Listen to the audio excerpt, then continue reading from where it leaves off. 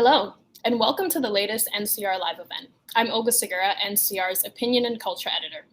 Before I introduce today's guest, I'd like to remind everyone tuning in that we will be taking questions from the audience later on in the show, so make sure to get those in.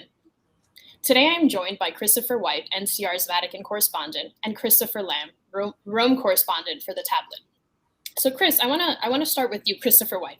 So from September 12th to September 15th, Pope Francis traveled to Hungary and Slovakia.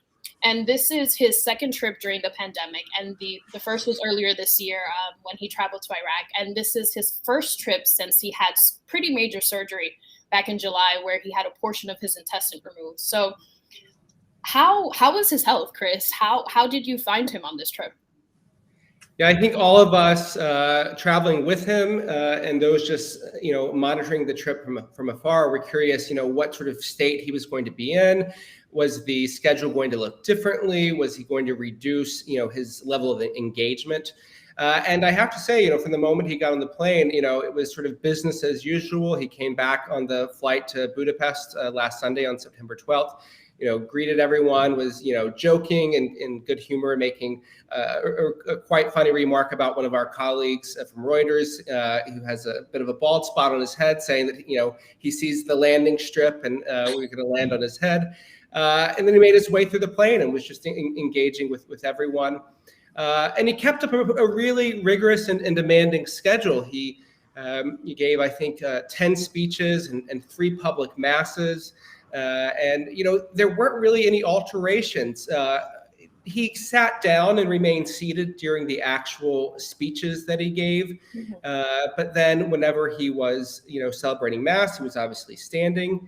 The only moment where I thought, he appeared to be struggling a bit was on the second day of the trip, the first full day in Bratislava. And he was arriving at the Cathedral St. Martin, and he was going to meet with bishops of the country. And there was a rather steep slope that he had to go up, and you could tell that he was struggling there. But for the most part, he was quite animated on the flight back when he gave a 30-minute press conference with journalists. And, this is a pope that is 84 years old, turns 85 in December, but very much with a full agenda ahead of him, and he seems eager to accomplish it. And Chris, what were some of the recommendations that you saw him making on this trip?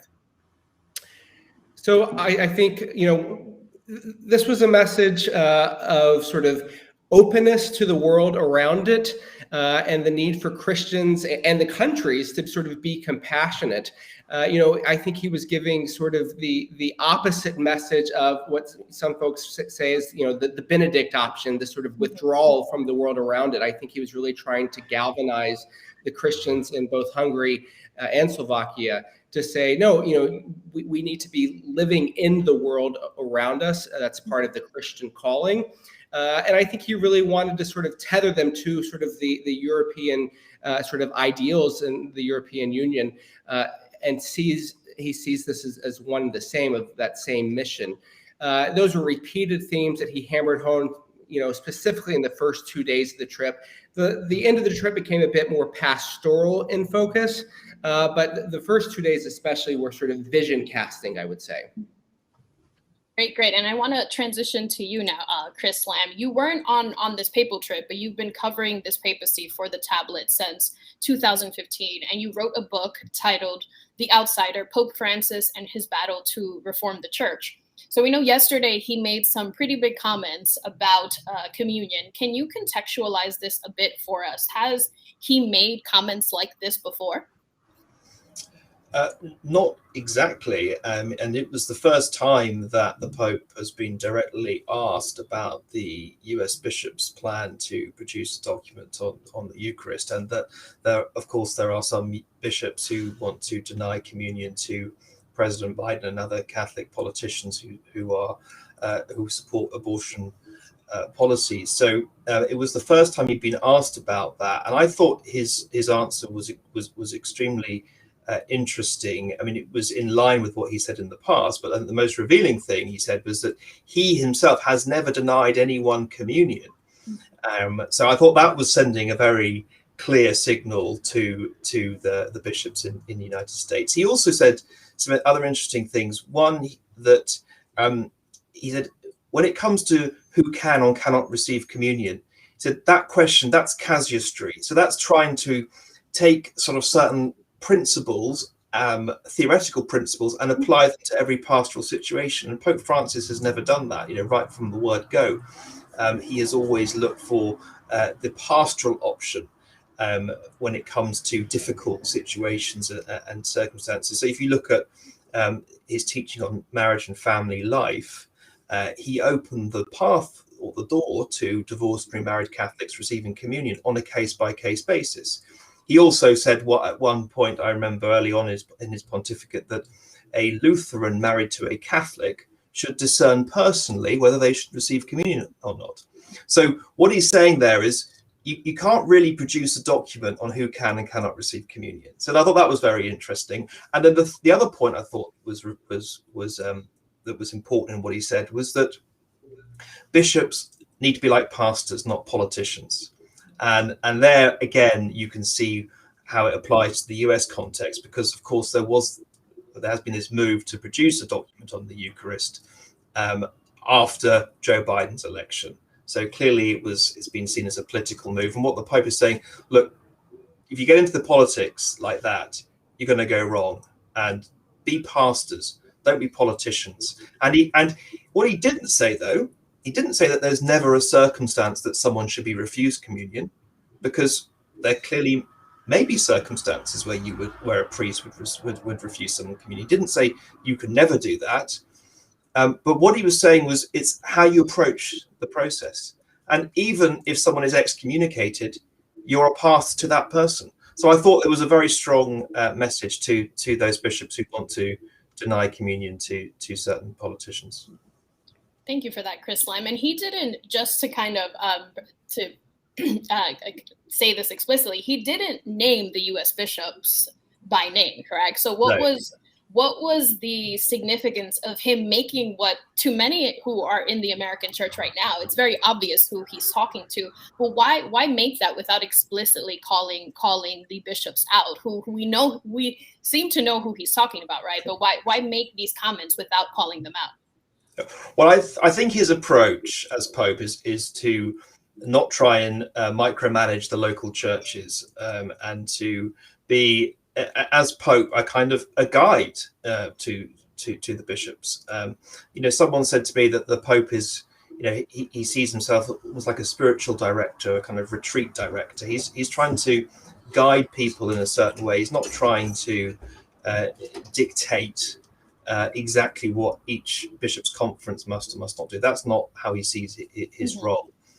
So I think that's why he didn't want to, or why he said, I'm not here talking about the specifics of the US bishops. But clearly we know what the question came from that place. So I think that's because he wants to give and he's always wanted to give the local bishops their autonomy. But we can read from the message, or from the comments that he made, I think a clear signal of where he sees things, where he thinks things should go. Mm-hmm. And I want to thank you for that, Chris Lime. I want to give you room to answer that as well, Chris White, because you are transitioning. You've transitioned from covering the American church to now being on your Vatican beat. And what are your thoughts on him, on just seeing him on your first papal trip very clearly call out the U.S. church, but not name them? What was it like for you to see that? Well, I think so much of it, the word he kept, the two words that he kept sort of uttering in his, I think he spoke for about 10 minutes on this very question. He was very animated, engaged. And, the two words they talked most about were being pastoral and not to be political. And, to me, it was almost an implicit rebuke of the process in which the U.S. bishops have gone about this, just as Chris Lamb was saying. Let's not forget, Joe Biden was elected in November. Less than 2 weeks after that, the U.S. bishops formed a committee to deal with the question of Joe Biden. And then soon after that, as we reported at NCR, one of the outcomes of that committee was to produce a document on the Eucharist. And so its very origins are political in nature.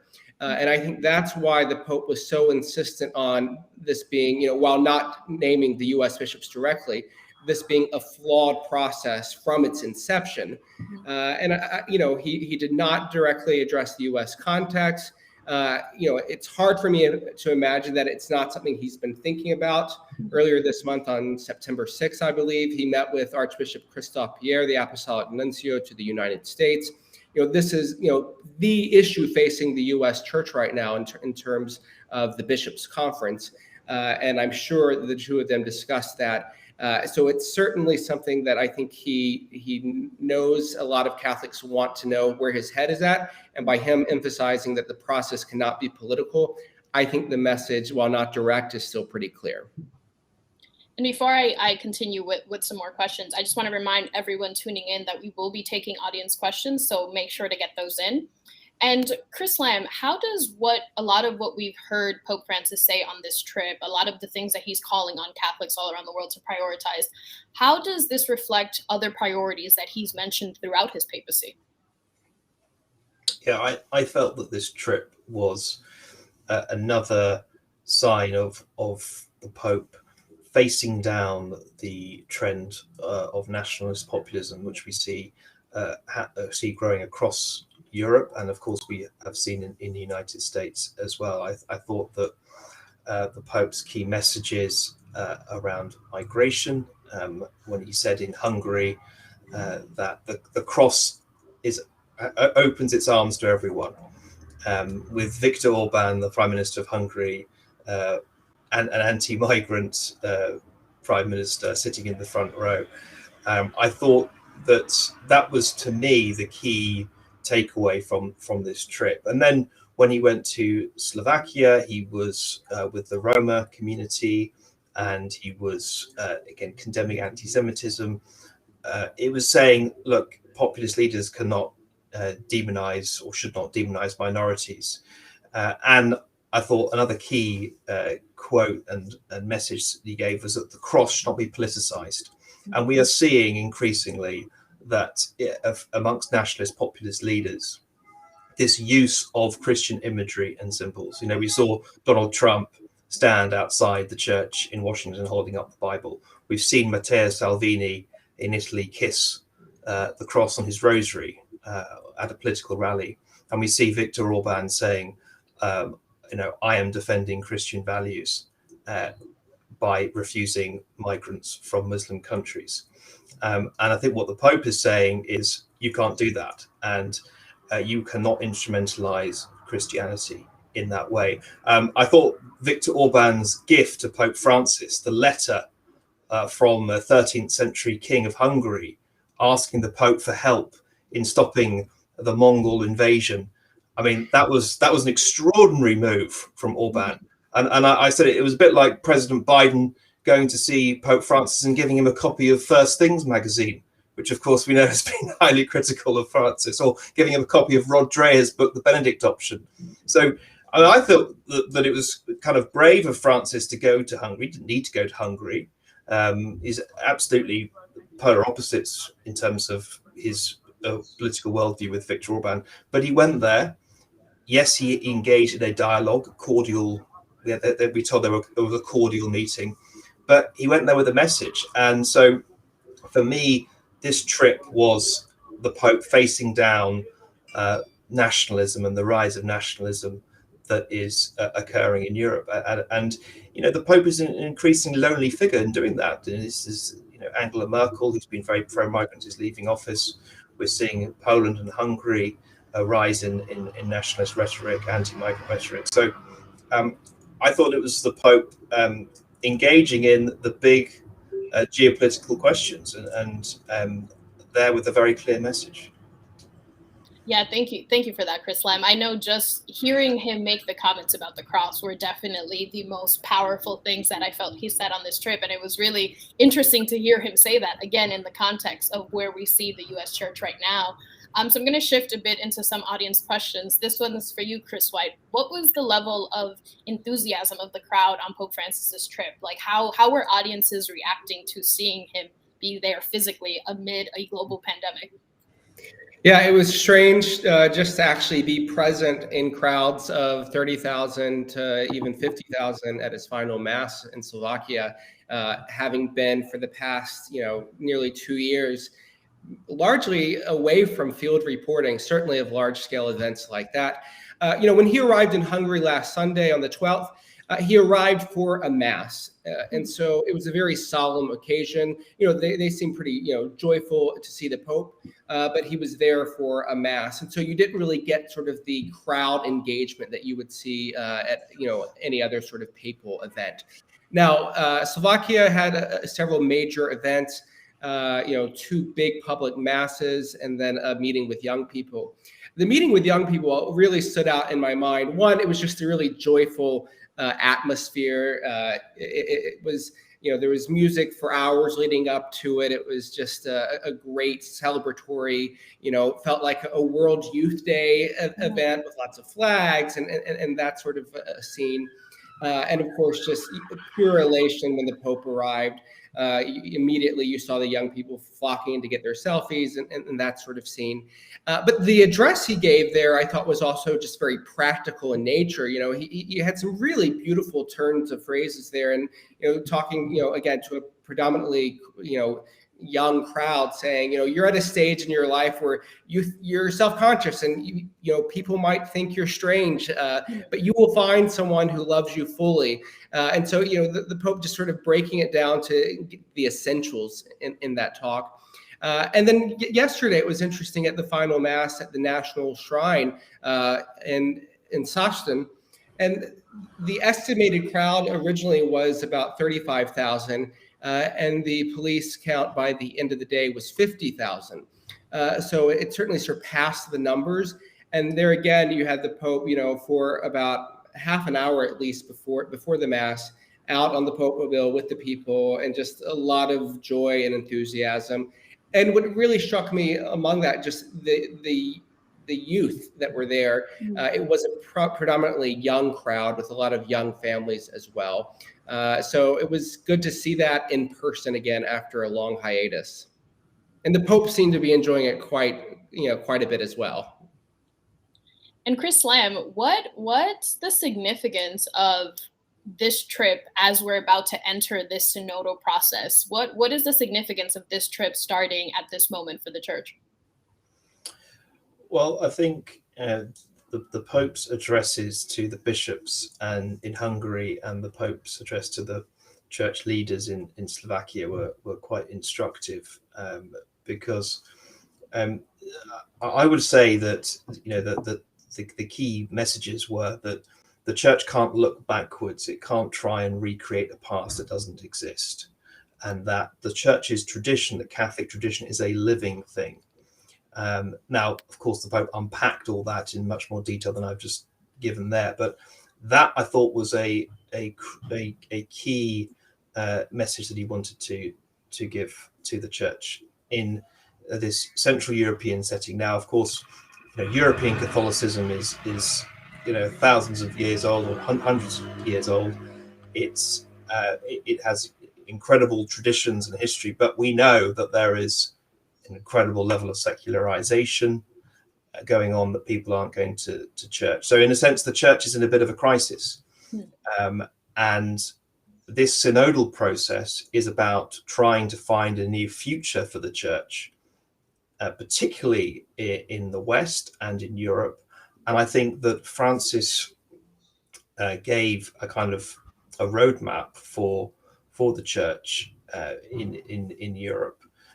He talked about the importance of being humble. He talked about creativity, and he talked about freedom. All things that perhaps sometimes the Church in Europe has been accused of failing in. And so I think that his message to the churches in Slovakia and Hungary, what he said, I think can apply across the board, and not just in Europe, possibly globally. But I think that's where it links in with this synodal process that is going to be launched next month in Rome, but is actually going to start in the local churches. So going back to that question you asked before about the Pope not calling out the bishops from the US on the plane. What the Pope is trying to do is get the local churches to take the initiative on this. So it remains to be seen how this goes, because there may well be some dioceses and some bishops who don't want to engage with this process initially. Mm-hmm. So I think it's going to take some time to get going. But I think in the long term, it's going to be extremely significant. I mean, I think it's the biggest reform project in the church since the Second Vatican Council. So I think that was why what the Pope said in Slovakia and Hungary to the church, the bishops, was very important and fits in with what is going to be happening next month. One thing I just add to that is interesting to me is, one central theme, as you just mentioned, Chris, of this trip is openness, openness, openness.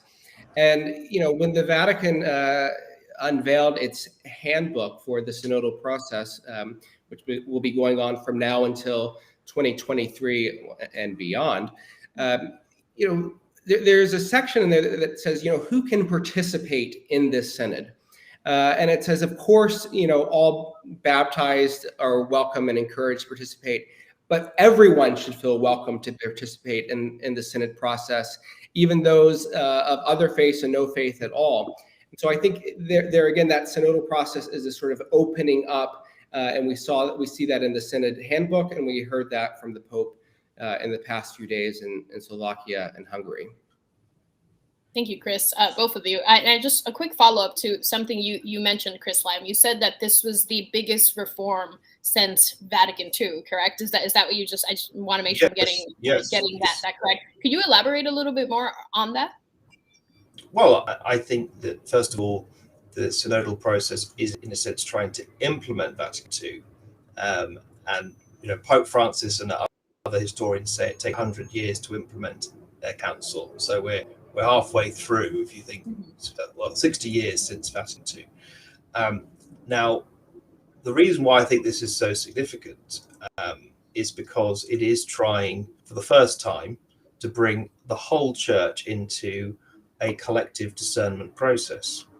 And that is, we haven't seen that since Vatican II. And if you look at what happened at Vatican II, it wasn't that it wasn't just that the Pope called the council.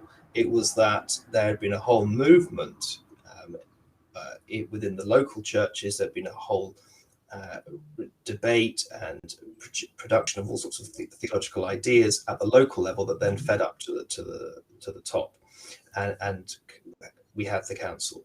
So this is quite similar in that respect.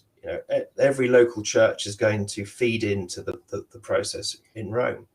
Now, I think it's going to be fascinating how people react on the ground, because as we all know, having reported on the church since Francis' election, there are things that the Pope says which inspire people, but we also know that at the grassroots level, there's sometimes apathy, resistance, opposition. So this process is about trying to bed down the vision that the Pope has tried to articulate, which I think is the implementation of Vatican II. And that is why I think it's so significant. And I think if dioceses and local churches don't engage with this process, well, they won't be at the table in Rome in 2023, because that's how this is going to work. It starts locally and then works its way up. So I think it's extremely significant. But as I say, I think it's going to be a slow burn. I don't think it's going to suddenly take off initially, because I think there is a lot of resistance. Thank you for that. Here we've gotten a question here from someone in the audience. So we see Pope Francis celebrating many divine liturgies with Orthodox and now Eastern Catholics in Slovakia. Does he have plans for unification with Orthodox Catholics? And either of you can feel free to jump in on that one. Or I'll pick Chris White. Something that just comes to mind, some years ago, a cardinal who had been involved for a number of years in ecumenical activities said, under Francis, it's fairly simple when it comes to ecumenism. It's what can we do together? And he said under both Pope Benedict and John Paul II, it was, trying to define areas of disagreement and maybe seeking better understanding, massaging those disagreements and differences. Whereas with Francis, it's what can be done together. And, I think that's kind of a natural reflex for him in a lot of areas. So, just recently, last week, we had the joint statement from Francis, the Patriarch, and Justin Welby regarding the environment and climate change. So in terms of, plans for unification with Orthodox Catholics, we've seen, I think, a real deepening of the relationship under Francis and with the Patriarch in particular. So I don't think we have a blueprint, but I think that sort of reflex and disposition is certainly there. And Chris Lamb, will there be significant differences in the synodal processes in Africa, South America, U.S., and Europe? What are some of the differences we might see there? Well, I think they will be different because the challenges facing the church are so different. And I think that's what's so significant about this synodal process. It's not trying to give a one-size-fits-all method of reform from Rome. It's saying that the people of God, the church in Africa, South America, US, and Europe, they are the ones in their local context who are best able to bring about this reform and renewal. Obviously, with the leaders, with the bishops, in a collective process. So I think they will be very different. I think we're going to see probably an explosion of different views, and we've already got that going on with the German synodal process, and then things happening in Australia, etc. We've already sort of scratching the surface. I think it's going to explode in different directions, and it's going to be a bit messy. I think the Pope is saying that's okay. Yes, you can chuck the plates around in disagreements, they can smash, etc. But at the end of it, we are actually, after having an honest discussion and discernment, we're going to get to a better place at the end. I don't think don't think the Pope actually knows how this is all going to end as well. And I think that's the other thing. He's opened the Pandora's box. So we're coming up on our last few questions here. Another one from the audience. Is there something lost about papal trips themselves when the headlines that come afterwards are mostly headlines about Pope Francis's answers to questions kind of unrelated to the trip? Do we lose something when this is how we tell papal trips, or when we report on these papal trips, Chris? I'll take a first stab at that, and then Chris Lamb can have another go at it. What I'd say, those of us covering the trips, for the most part, we try to approach it from a comprehensive perspective. So, you're covering what the Pope says and how folks are responding to that.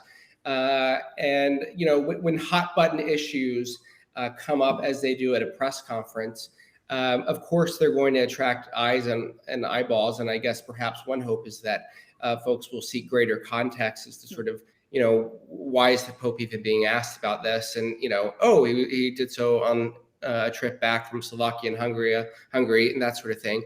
The Pope himself, however, has made an effort to, keep some of these questions related to the trip themselves. And so, at the start of a press conference, it's local journalists that get to ask the questions. So the first two questions coming back yesterday were from a Hungarian journalist and a Slovakian journalist. So it is sort of rooted in the trip itself. That's sort of what sort of kicks off these pressers. Is something about a papal trip lost? I don't think you can reduce it to a press conference, because really, the papal trip was about the 30,000 people that were, meeting with Francis, the 30,000 young people and the 50,000 people at Mass yesterday. That's sort of the essence of the papal trip. And Chris Lamb, anything you want to add there? Well, I think that that what Zach Davis is pointing out there is I think there are it's almost two different stories sometimes with these papal trips. There is a story about the trip themselves that sometimes you need a bit of time to reflect on, and I think can benefit from some reporting that steps back a bit and goes into a bit of detail about how the papacy and the Vatican, what their relationship is with the country, and what the impact of the trip was, and etc. So I think that's one element of covering a papal trip, and then there are the questions on the plane. Now, I mean, that I've been on the plane when there's been quite a lot of pressure on journalists to ask questions only about the trip, and one time when the Pope said, "Right, any questions about the trip?" and sort of I threw open the press conference to everyone, because there is a system for asking the questions. So I think on the press conference, I think they are important, those press conferences, because it is the first time that a Pope has taken questions unfiltered from journalists, doesn't know what the questions are going to be. So I think they are important, those press conferences, and they are a way for the Pope to answer unfiltered and to engage with the media, which he seems very happy to do. Great. Well, that's the end of our conversation today. Thank you to you both for for calling in and helping us think through this latest papal trip. And thank you to everyone that submitted questions in today. And stay tuned for more information in the next few weeks for our next NCR Live event. Thank you all. Thank you.